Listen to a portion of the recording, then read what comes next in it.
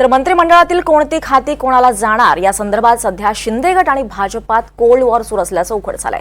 शिंदेंना इशारा म्हणूनच भाजपनं शपथविधीची तारीख जाहीर केल्याची चर्चा असून शिंदे गृह, ऊर्जा, जलसंपदा या खात्यांसाठी आग्रही असल्याची माहिती मिळते। आणि दरम्यान गृहमंत्रीपदासह विधानसभा अध्यक्षपदावरही चर्चा होणार असल्याचं एकनाथ शिंदेंनी आता स्पष्ट केलं आहे।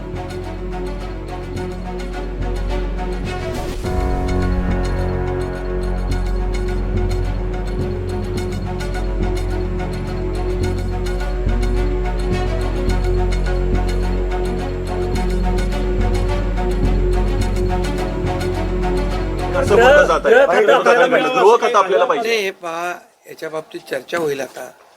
चर्चा होईल, चर्चेमधून बऱ्याचशा काही गोष्टी निघतील, बऱ्याचशा गोष्टी सुटतील आणि त्यामुळे आम्हाला सर्वात महत्त्वाचं म्हणजे आम्हाला जे निवडून दिलेलं आहे लोकांनी, त्या लोकांना ज्या काय आम्ही कमिटमेंट केलेल्या आहेत त्या राज्याच्या विकासाच्या दृष्टीने किंबहुना ज्या आम्ही लोकांची बांधील आहोत, ही बांधिलकी आम्हाला जपायची आहे।